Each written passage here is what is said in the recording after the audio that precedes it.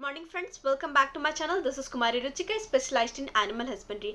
आज हम एक बहुत ही कॉमन और बहुत ही सीरियस प्रॉब्लम के बारे में बात करने वाले हैं। गाय भैंस का बार बार रिपीट होना, जबकि जानवर बिल्कुल हेल्दी होता है, खाना पीना सही होता है, हीट क्लियर आती है, फिर भी 2-3 बार, कभी कभी 4-5 बार एआई कराने के बाद भी प्रेग्नेंट नहीं होती है। और इन सिचुएशन में किसान परेशान हो जाते हैं, डॉक्टर भी कंफ्यूज हो जाते हैं और सबसे ज्यादा लॉस तो किसान का होता है। तो आज हम आपको इस वीडियो में 3 सबसे बड़े और मेजर रीजन बताने वाले हैं, उनके प्रैक्टिकल सॉल्यूशंस और वो छोटी छोटी गलतियां जो 90% रिपीट ब्रीडिंग का कारण बन सकती है। तो वीडियो को एंड तक जरूर देखिएगा, क्योंकि आधी इंफॉर्मेशन हमेशा हानिकारक होती है। तो सबसे पहले हम प्रॉब्लम को समझते हैं। आखिर ऐसा क्यों होता है कि भाई जानवर तो बिल्कुल सही है, हीट भी पूरी आ रही है, सीमेन भी अच्छा डाल रहे हैं, लेकिन फिर भी जानवर प्रेग्नेंट नहीं हो पा रही है। मैं बताती हूँ आखिर सच्चाई क्या है। प्रॉब्लम जानवर में नहीं होती है, कई बार सिस्टम में होती है। अब चलिए हम इस बात को स्टेप बाय स्टेप समझते हैं। सबसे पहला रीजन, सीमेन कलेक्शन में प्रॉब्लम। ये सबसे बड़ी गलती होती है।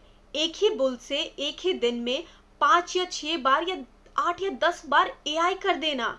इससे होता क्या है कि सीमेन की क्वांटिटी कम हो जाती है।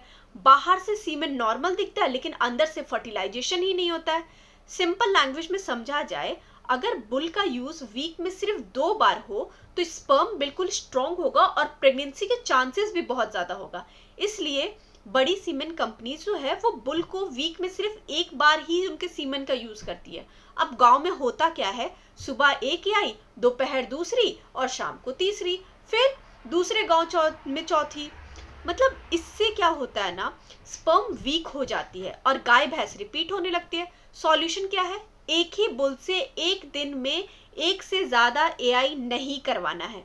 हो सकता है कि आप डिफरेंट बुल का सीमेन यूज करें, या फिर डॉक्टर या फिर आप टेक्नीशियन से पूछना शुरू करें, आखिर आज की इस बुल का सीमेन कितनी बार इसका एआई यूज हो चुका है। ये पूछना आपका हक है, ये इंफॉर्मेशन राइट्स है। ओके। दूसरा, लिक्विड नाइट्रोजन और सीमेन का स्टोरेज प्रॉब्लम।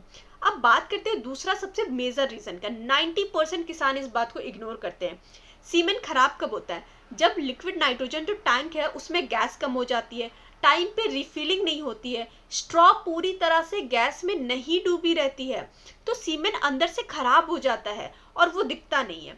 सबसे खतरनाक बात, स्ट्रॉ बिल्कुल ठीक दिखेगा, कलर बिल्कुल नॉर्मल होगा, लेकिन स्पर्म उसके अंदर मर चुका होगा। प्लास्टिक गॉबलेट जो है ना, वो यूज नहीं करना चाहिए। अगर स्ट्रॉ डायरेक्ट टैंक में रखी हुई हो तो प्लास्टिक गॉबलेट का यूज ना हो। तो पता है क्या होता है, टेम्परेचर मेंटेन नहीं होता है, सीमेन धीरे धीरे खराब हो जाता है। सॉल्यूशन क्या है, हमेशा देखिए स्ट्रॉ पूरी तरह से लिक्विड नाइट्रोजन में डूबी है या नहीं। प्लास्टिक गॉबलेट का यूज बहुत जरूरी है। नाइट्रोजन 5 से 7 दिन में हमेशा चेक कीजिए और टाइम पे रिफिल करते रहना, और ये जिम्मेदारी डॉक्टर की होती है, लेकिन लॉस किसको होता है, किसान को।